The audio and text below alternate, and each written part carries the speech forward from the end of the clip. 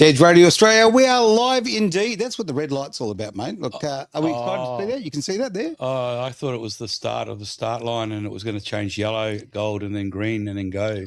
See, we're in the wrong place, really. I tell you what. Should we just forget about talking about the whole building industry? We'll go straight into talking about cars, rallying, right? Should we? I'd love to, but I know. Hey, this is The Ordinary Guy. This is the show where we talk about the building industry, and we delve into other things. Let's be absolutely frank on that. We talk about other subjects which are hot at the moment, and one of them is, before we talk about the building industry, because we're going to talk about your journey today and people's journey. Actually, not really specifically just yours. People are getting hold of things, but you've got a military history, mate. Okay, so let's talk about that a little bit. I had a bit of a time with the Australian Army, Yep. and we are ordered to do our job from above. Correct. We're told what to eat. We're told when to sleep. We're told when we're having a smoke. And if you don't have a smoke, you get taught how to go through the action of having a smoke so that you look like you're having a smoke from a distance. Okay.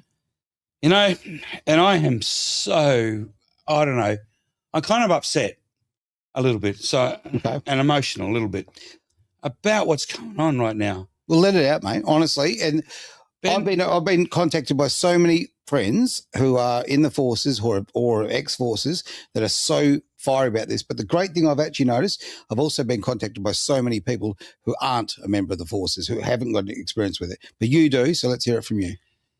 Look, I would go to battle with anybody like Ben anytime. Yep. Okay? Ben Robert Smith, we're talking about, guys. And I would go to fight with him. Would I go to fight for a lazy elbow? No. Or a limp elbow? I'm sorry. Sorry, I'm touching the mic. I am frustrated because you get ordered and told there's nobody above him being reprimanded for the command. I know. It's like, how's this? You're a roofie on a job site. Okay. And we're putting in a valley gutter, which is the big valley. Predominantly always leaks. Okay. 6 years after that leaks, and it's pissing out and it's wrecked the floor. Okay. And then I come to you as the builder and and I say to you, hey, mate, I'm going to get you charged with the BRB, Builders Registration Board, or whoever it is that we're going to get you charged through because of your misconduct of work that you've done back then because you didn't use enough silicon. It's a weird analogy, but I get it. I get what you're saying. It's like I just don't know. Well, okay, I'm going to throw this out. This is the way I feel about it. Okay, it's, as I say, and I've got a lot of friends in the forces. I didn't even realise how many. But, okay, you're right. You get orders from above, and this is what you need to do. And also when you're fighting an enemy that you actually can't recognise because they're not wearing uniforms, all right? This makes it very, very tough. Man, Will horrible things happen? 14-year-old kids or 8-year-old kids wrapped in plastics, It's like... You mentioned elbow before. We have a weak leader, and I don't even want to use the word leader because he's just not. And you also use the term limp. Sorry, guys. That's what we've got. Sorry. I have one thing to say about this in that respect, right? Yep. If he's the best that Australia's got to offer as a leader in this country, we have something to wake up to. Mm-hmm. We have career politicians now running this country. Yep. They shouldn't be there. We never had a real job. That's right. I love Pauline. She's come out of it. She's worked the way up. Yeah. But in reality, 19 years in the system, she's a career politician in that respect. But these guys she's at least got something to offer. She's at least had a go at owning a business. She's at least had a go at doing. These guys have done nothing. We need term limits for a start. People shouldn't be in for that length of time because they basically become part of the institution that is the problem, and they don't know the real world. So, I mean, like as I say, we're here to talk about. And we pay them forever afterwards. Forever. What's that all about? I'll tell you right now, okay, when you leave your job, does somebody pay you for the rest of your life? No, absolutely not. Like the police force doesn't even have workers' comp in Western Australia. Good point. Great point. And our soldiers out there really don't get any support when they get home. No, they really don't. That's a big, big issue. I got out of the army because I couldn't see a future other than death. Okay. All right. So in other words, if you want to get promoted up the system, people have to pass away. And it was in peacetime. So we didn't have any wars or anything going on at the time. I think we had East Timor as peacekeepers, and we had a little bit of a tour over in New Guinea, where we had to shoot above the heads so that we didn't hurt anybody. Okay. It's not like it is today. This is ridiculous. Well, I'm going to butt in. If anyone has a comment that they'd like to bring forward, obviously the best place is to put the comments, so we'll bring them up on the screen. We'll get you read them and answer these questions or thoughts. But go through our YouTube page, okay, Edge Radio Australia YouTube, or the alternative through the Edge Radio Australia Facebook page, and then we'll be able to see your comments, because the other ones get hidden from us because the signs come up saying there's already some. We've got Anzac Day coming up. What an incredibly disrespectful time, by the way, to go after one of our veterans. We've got Anzac Day coming up, and any politician that marches in there, I think we need to stand at attention and turn our back. Yeah, okay. I think it's a great idea. It's a silent, but just turn our back and just let them know that we're not happy. I swore my allegiance to Queen and country like everybody else did, and this was 1985. And to be honest with you, I'm not first generation either, by the way.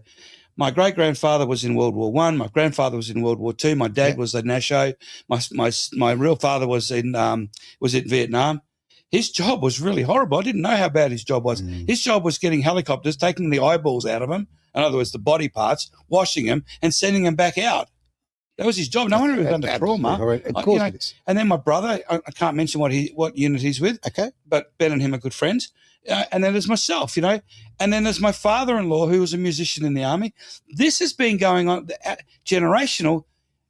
You guys have we forgotten? Once a year we get up and go, lest we forget.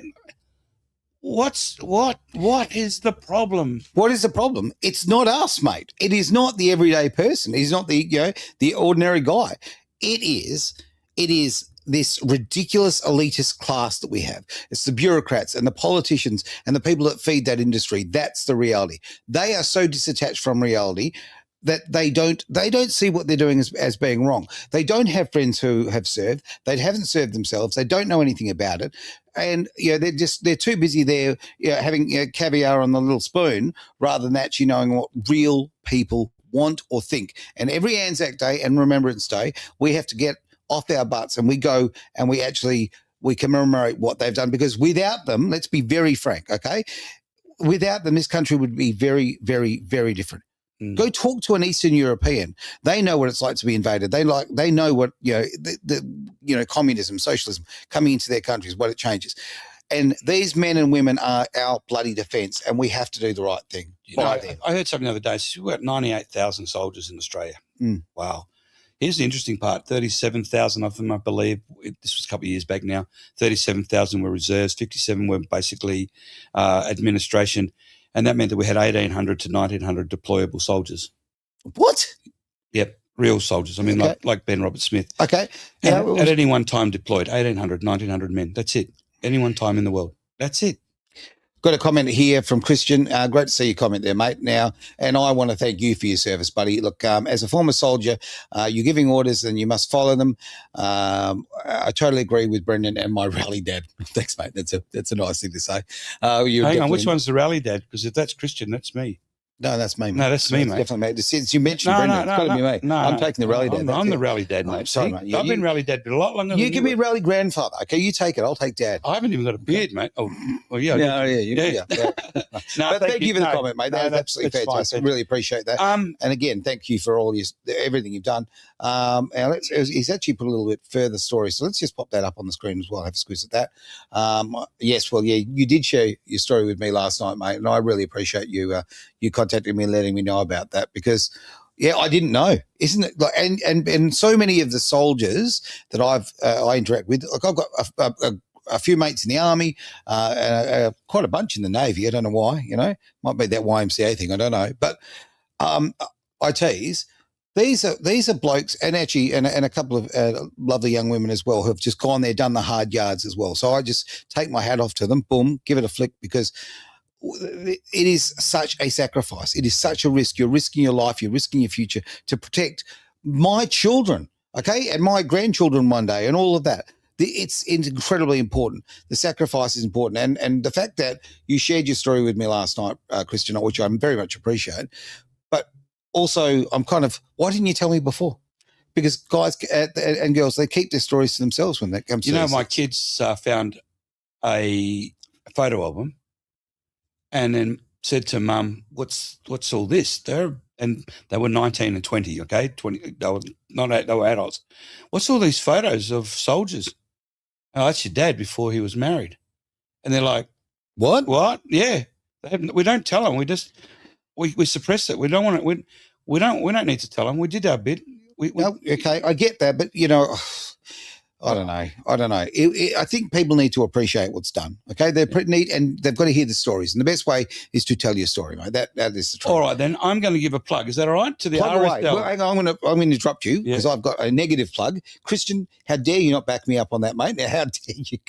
He said, "No, it's Brendon." Apparently, you are really Dad. And I've got a comment. I'll slip you the 50 later, brother. There you go. Now I'll talk about Lee's comment in a moment. You go on, mate. I'm going to give a little plug. The other day I was in the shopping centre. I was sitting there having a cup of coffee. Yep. I believe in the universe is in control. I spoke to an officer from a sergeant, from an old mess, and I didn't know it was him. Yeah. And he's been around a long time, and he's done a lot of stuff. And he was working on Capricorn, which is where it's a big case. Anyway, he's just invited me to go to the RSL for the first time. And I can go there two ways. I can go under my dad's banner or my own banner. I'm going to go in under my dad's banner because he was Ramey. Okay. And so he was in Ramey and I was in a light horse. So it's kind of like we have that connection. Didn't even know that. People keep it to themselves. Because, And so if when it's Anzac Day, feel free to come down to what's it called? The one on this road, on Guildford Road. The one in Maylands? Where the helicopter is on all that and all the that one there. That's the best RSL. Is that right? In Western Australia. Closer to that's Bassendean. Further down. Bassendean. Yeah. Thank you, man. Sorry, but I should have that prepared, but I didn't. But Bassendean, come on down. Anzac Day. They were open arms to you. They are really cool, but they're going to be also very morbid, very very quiet about what they do. It's a heavy occasion. Now, thank you, Lee, for your comment as well. It's a question, and I wish I had the answer, mate. What's that? Why are federal police involved in military laws? I mean, there's a bit of that going on. Do you have any idea? Because, geez, it's a bit of a crossover now, isn't there? Yeah, we should be. We were only controlled originally by the military police, but what we're finding is that most of the MPs that are out there are actually feddies anyway. Okay. So there's a crossover there. Is that what it is? Yeah, that'll be what it is. While we're talking about Anzac Day, and this is completely not what the potty's supposed to be about, but you know what? It is what's gone down this way. And so it should, mate, right? Yeah, because Anzac Day's coming up. I want to run this home to people, okay? With Edge, we don't censor, okay? We don't censor, we don't edit, we don't do all that rubbish. This is raw and it's real. This is a conversation that you and I are having. It's bloody important to us. We came here to talk about something else, but we need to talk about the stuff that fires us up. And I'm going to tell you about an Anzac Day of a few years ago now, not that many years ago. I'm going to say would be about 4 years ago, where I had the absolute honour of being invited to the event at the concert hall for the RSLs, right? Very, very hoity-toity, all that kind of thing. Now, I got there, we were put there, and I was 10 metres away from Mark McGowan, who's sitting on the stage, right? And while he was still our premier, and it's people talking state daddy and all that kind of carry on. I am so disgusted. He laid back, like had his arms crossed. Actually, he appeared to fall asleep during it, right? He was so damn disrespectful. I couldn't believe it. But one thing though, and this is a bit of a humble brag, right, from my point of view, is that he saw me and couldn't make eye contact with me and was completely like, And I thought, great, mate, you know what? I'm glad you hate me. I'm glad you know me as the enemy because I will not put up with that disrespect. If that's our leaders, and you've just said about, federally, the leaders we've got, and I'm very, very against the Labor Party. I don't even pretend not to be biased on this. I hate. How can they be called Labor Party? They should be called the Assyrian Party because they actually went through the birth and didn't have. They're allergic to Labor. Well, they certainly are. And they sure as hell don't represent the everyday person. So look, okay, I've got the comment up there from Christian. Yep, okay, that's good to see, mate. Okay, that is brilliant. All right, I think I brought them up. There we go. But any other comments or thoughts that you guys have? Don't be shy about them as we get fired up about it, because we should be fired up. This is so annoying. And annoying's not, it's not even enough of a word. You know, we were always taught, though, if we were arrested by this is about the federal police. Sure. If we were ever arrested by a copper for assault, right, or anything like that, we were to go to our knees, put our hands on our head and just say 9101891, call your number. Okay. And then the police can't touch you. They have to actually get a police copper to come and get you. That's all changed now, I guess. But like a military copper? Yeah. Yeah. I've been arrested twice by the military police while I was in term. It's nothing. They're good. They look after you. One of them. Tomorrow you're going to be fighting next to them. Yeah. So and the camaraderie, right? It's for life, right?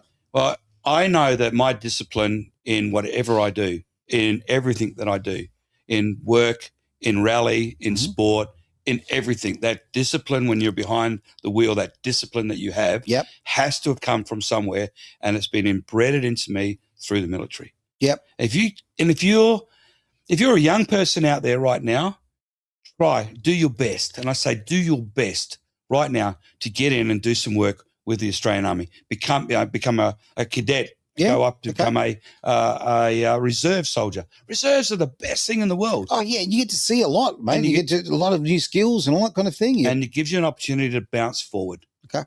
To go to the next level. I watched my brother go from reserves into full-time SAS. So, I used to belong to the SAS too, Saturdays and Sundays. The reserves are great, Yeah, I like that. My father actually wanted me to join the forces, because I was a very unruly child, completely not disciplined, I was hard work, right? Yeah. And he was actually on the money, I would never admit to that, back at the time, and I did everything to avoid that. But there's no way in the world that wouldn't have straightened me up and stopped me from being, off the rails. And it's so good for people. That discipline is such an important thing to learn. Yeah. No. Yeah. So I just say to everybody out there, just to finish on this subject, quite so we can get a bit of time maybe to talk about something else. Support 100% in your heart and soul and in your mind. The energy that you put out into the atmosphere now, into the energy, is to support Ben Roberts-Smith. Okay? I'm with you. And then when you go to Anzac Day next week, when the soldiers walk past you, don't be afraid to just salute them, because that tells them that you are there with them in heart. Respect. Even if you just put your hand across your heart and stand there with your hand on your heart and literally stand there and just thank them, and I'm going to get teary, for their service, Yeah. because they will die for you. You have no idea what that means. That's the point. They will die for you. Yeah. That is the ultimate sacrifice. It's absolutely crazy. I will take a bullet for anybody if it meant that they were going to be something, because I know that the universe will that person's supposed to be doing something. Yeah. You've got goals to set, and that's what we're going to talk about. Well, we've done well on that, because, we've gone nowhere near the subject that we actually started here. But I think... Sure, I've got something for next week then. Yeah, exactly. No, but I think it's important. And I'm really glad we both got it off our chests on that one. Yeah. No doubt about it. It was, it's something that's, and I don't have any other platform where I can talk about these sort of things and feel safe. This is a safe space. So I appreciate that. But, and as a former soldier, the memories that we hold and the torments that we get from our hierarchy is huge. But when it comes down to the bottom line, where the fuck are they now to support this man? Because somebody else made the decision to send him there in the first place. Support? Hang on, they spent $300 million. $300 million. Think about that. How many homeless people have we got on the street right now? 22,000 in Western Australia alone. That's just the men. Just wow, which is 75% of that's the correct stat. Okay, it's absolutely horrendous. It is disgusting that we live in a country right now that doesn't actually support the people here, because when people go to war, they're there to support the country than to support the people of the country. All right, let's go down a rabbit hole. All right, fire. And here we go. I watched a video the other day, and it said that what they're trying to do to us right now is create a civil war in this country. Yep. Okay. The stupid fools don't realise that we have 4 million gun owners in this country alone, right? We have 4 million motorcycle owners, riders, going through the bush. You know what I mean? We have the most. We're rednecks. And on that front, if we have a civil war right now, wouldn't it be funny? I tell you what, those with pronouns in their profile are not going to do so well. No, right? but also they're the ones that are afraid of guns, afraid of the than getting hit. They're afraid of their own shadow. Yeah. Right? And guess what? Life is to be lived. Don't be afraid of it. Yeah. Life, grab it by the balls. Yeah. The majority of this country will stand up for itself. We are Australians. I said this before to myself, we're the most feared soldiers, the feared people in the world. If you go to Italy and there's a street fight and there's an Australian in there, he's usually standing on his own. Is that right? You know, because they're feared. We are feared. We have this unrelentless determination to finish. We're the most feared force in the world. The only force that fears the Australian Army right now is our political elite right now. Yeah, actually, you know what? Let's not use the word elite. Let's just call them the political weak, because that's what they are. Let's just rephrase that. It is just the political weak. Like over the last few years, because I mean, I've always cared about politics. It's been part of my life, but I wasn't as passionate, I guess. Well, wasn't as involved.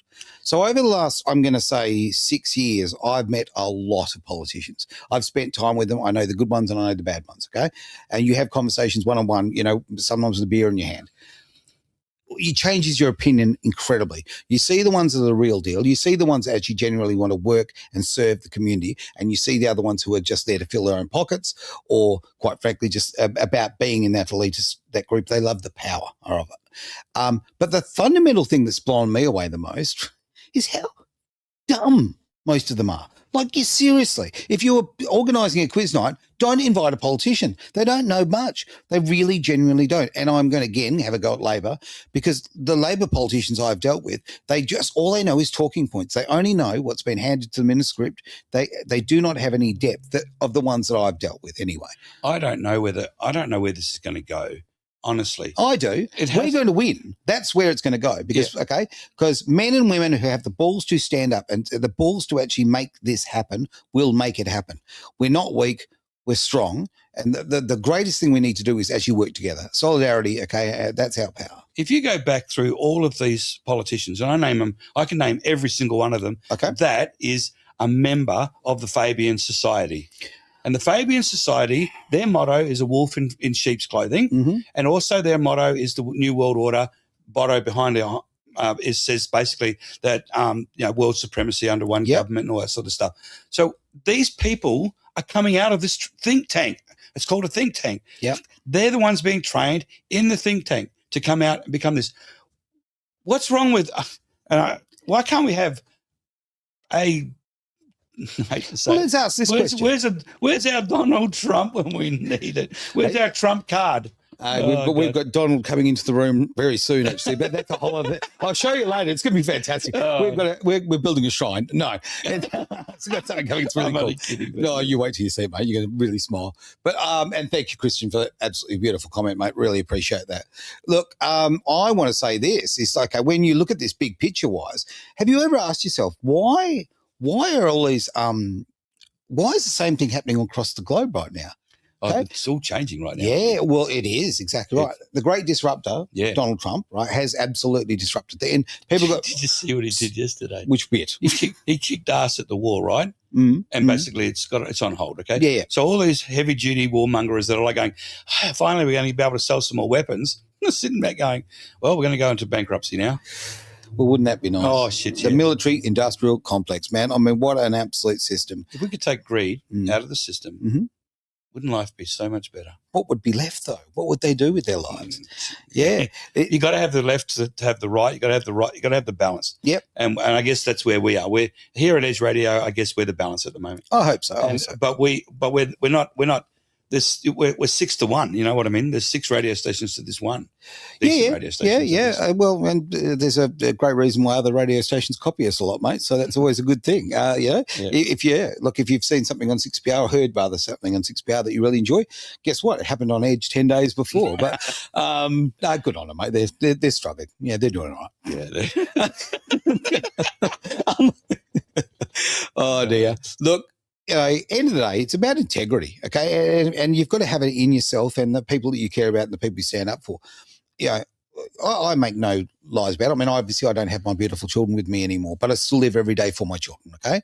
So I live trying to create a legacy and to create the best opportunities for them moving forward. I might not be able to see them or hold them or give them a hug, but I do what I can with the vessel that I've got. Okay.